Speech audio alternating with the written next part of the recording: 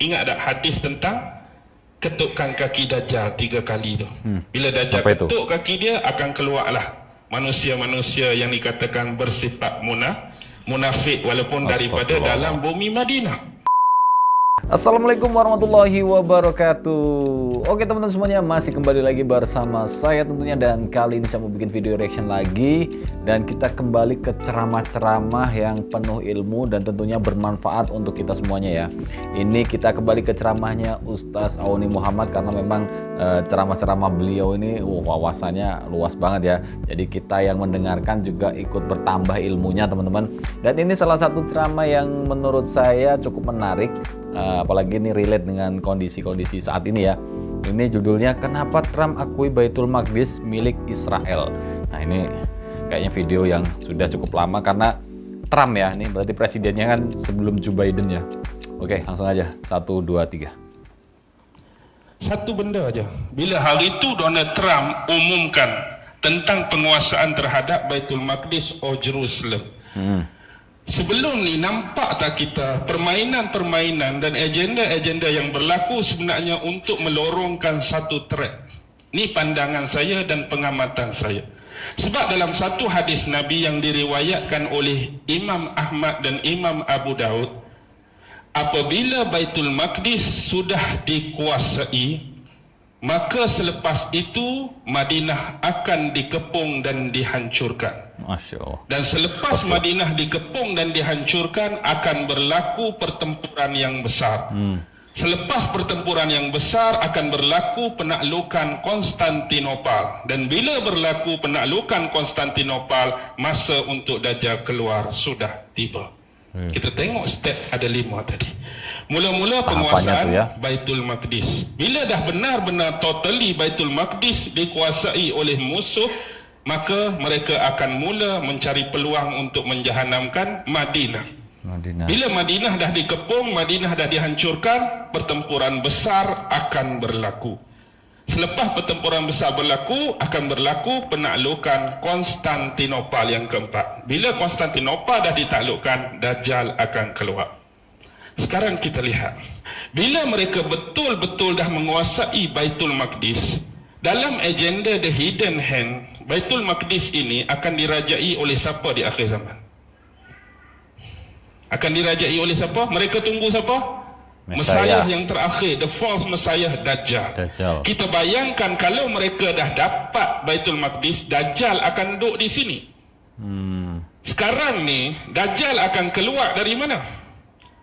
Kurasan mana? Dajjal akan keluar dari bumi Isfahan, dan di belakangnya ada 70,000 Yahudi yang memakai toya lisa. Isfahan di mana?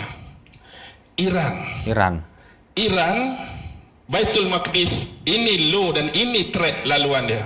Keluar daripada kawasan Isfahan, jalan dia nak pergi sini. Jadi sebelum Dajjal keluar, laluan-laluan ni harus dicantas lebih awal. Nampak tak? Sebelah Iran, Iraq, beres dah ke? Hancur, kucak-kacir dah. Sebelah tu Syam, Syria, hancur, kucak-kacir dah. Maksudnya laluan dan trek ni dah jelas. Tapi satu benda terhalang, Arab Saudi di dalamnya ada Mekah dan Madinah. Jadi bila mereka dah benar-benar menguasai Baitul Maqdis, tunggulah masa untuk Madinah akan tiba. Sebab sekarang di atas gunung bergaram, Jabal Habsyi sudah ada apa? Yang kita katakan sebagai istana Dajjal. Dia tak boleh masuk. Dia tak boleh masuk ke bumi Madinah. Tetapi juga Rasulullah menyebut bahawa satu masa, ingat tak hadis tentang ketukkan kaki Dajjal 3 kali tu. Bila Dajjal ketuk kaki dia, akan keluarlah manusia-manusia yang dikatakan bersifat munafik walaupun daripada dalam bumi Madinah. Ketukan yang kedua akan keluar lagi lelaki-laki dan perempuan. Ketukan yang ketiga keluar lagi. Yang tinggal yang betul-betul beriman. Walaupun kita rasa safe di situ, selamat di situ, tapi kalau yang kita tu ada bermasalah, kita juga akan terkeluar dan menjadi pengikut-pengikut Dajjal. Jadi bila mereka dah menguasai Madinah, otomatik laluan ni makin senang. Terus saja. Lalu ke Iraq, lalu ke Syam, lalu ke Arab Saudi, terus ke Israel. Anda nampak tak benda ni? Jadi permainan yang dibawa ialah Wahabi vs Syiah. Orang hak lawan Wahabi akan dituduh Syiah, orang hak lawan Syiah dituduh Wahabi. Kita hak duduk tengah ni yang kena. Lawan hak ni, oh Syiah kena. Lawan hak ni, kita kena Wahabi. Ni je permainan. Sebab tu bila mula-mula mereka umumkan penguasaan Baitul Maqdis oleh Donald Trump, ada ura-ura bahawa dua negara Arab besar akan bertarung, akan berperang, iaitu Arab Saudi dengan Iran. Apa tujuan dia? Fahamlah, ikut law dan threat tadi. Ya. Jadi sekarang ni, di samping mereka nak cari Imamul Mahdi, sebenarnya antara salah satu agenda dia, mereka nak melorongkan track dan laluan yang mudah kepada raja terakhir mereka. Dan ingatlah apa yang disabdakan oleh Rasulullah tentang kisah Nabi Allah Ibrahim dan Ismail. Mungkin ini adalah dari kacamata kerohanian guru-guru yang bersifat kesufian. Bila mana kita melihat anak Nabi Ibrahim, antara Ishak dengan Ismail, siapa yang kena sembelih? Ismail yang kena sembelih. Dan sembelihan Ismail itu keturunan dia adalah keturunan Arab sekarang. Dan kita lihat keturunan mana yang sedang disembelih dan dibunuh dengan sewenang-wenangnya sekarang untuk menjayakan misi ini. Ini adalah clue yang cukup penting. Itu ya.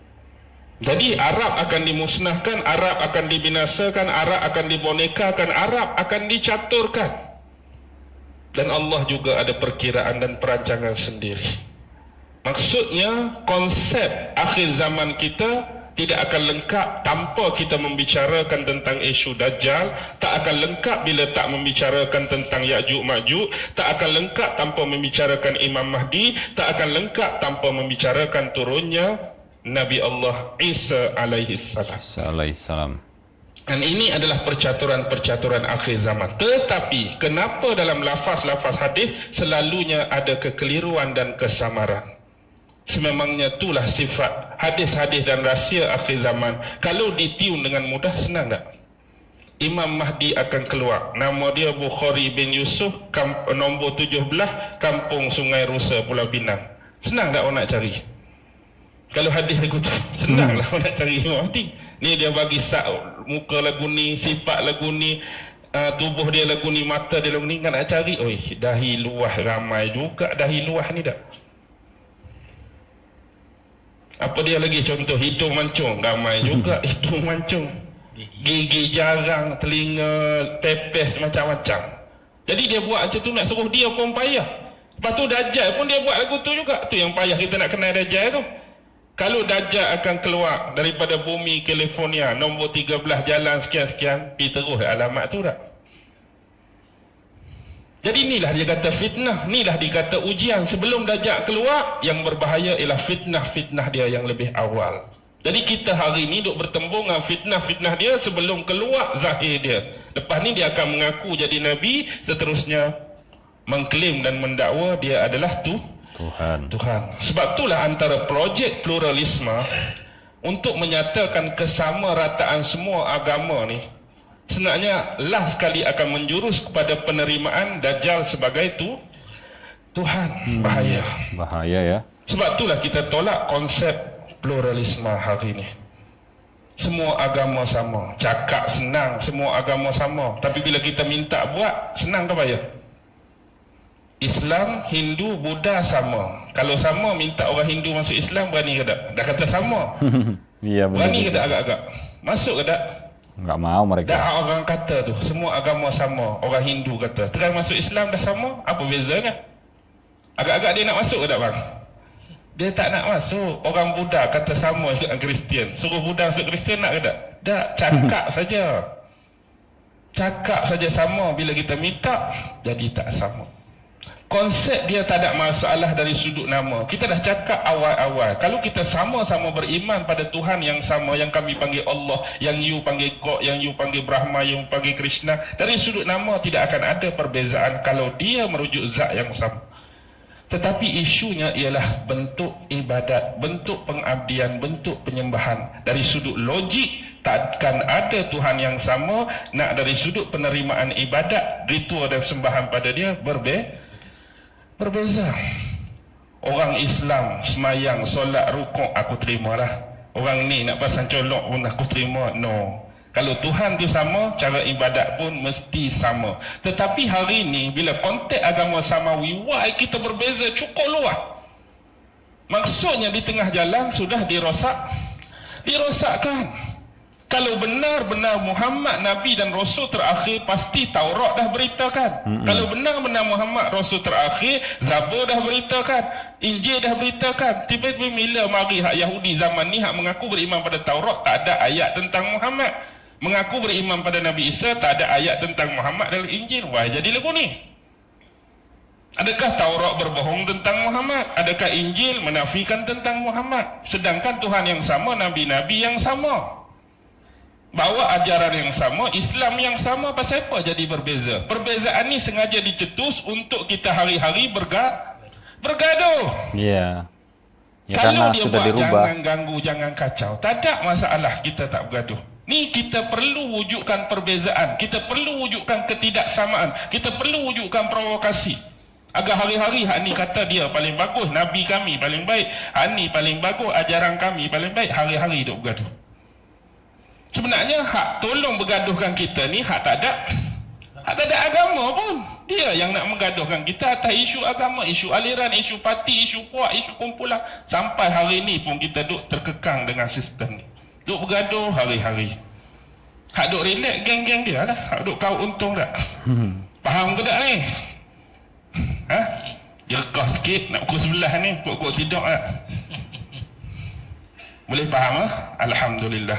Oke, itu tadi teman-teman ya, potongan ceramah dari Ustaz Auni Muhammad, kenapa Trump akui Baitul Maqdis milik Israel. Jadi sesuai penjelasan beliau tentang konsep akhir zaman, nantinya memang Baitul Maqdis akan menjadi pusat kekuatan dari Dajjal dan pasukannya. Dan setelah menguasai Baitul Maqdis, mereka akan bergerak ke Madinah dan akan mengepung kota Madinah dan Mekah ya. Wow, itu akan menjadi peristiwa yang cukup mengerikan, sangat mengerikan ya, bukan cukup ya, sangat mengerikan. Karena di situ akan diuji orang-orang yang beriman, ya kan, yang benar-benar beriman. Nah, jadi akan ketahuan tadi sesuai penjelasan beliau tadi, Ustaz Auni Muhammad, akan ada 3 hentakan kaki Dajjal tadi ya. Jadi orang-orang yang munafik nanti akan keluar dan akan menjadi pengikutnya Dajjal. Jadi semoga kita tidak menemui masa itu. Dan kalaupun memang ini udah tanda-tanda akhir zaman kita harus menemuinya, naudzubillah ya, jangan ya. Pokoknya kita selalu berdoa lah ya, kita berdoa semoga Allah selalu menguatkan iman kita. Jadi dengan mendengarkan ceramah-ceramah seperti ini kita selalu diingatkan teman-teman. Karena memang ya kita nggak tahu ya kiamat itu kapan waktunya, karena memang menjadi rahasia Allah. Jadi kita harus selalu bersiap-siap setiap waktu teman-teman.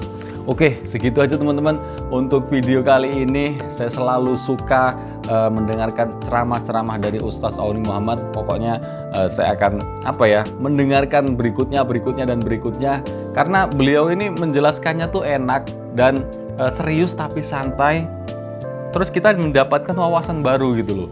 Hal-hal yang mungkin kita cari di Google gak ada, beliau bisa menjelaskannya. Yaudah, segitu aja teman-teman untuk video kali ini. Yang mau request silahkan komen di kolom komentar, nanti kita cari video-video lainnya. Dan saya akhiri, wassalamualaikum warahmatullahi wabarakatuh.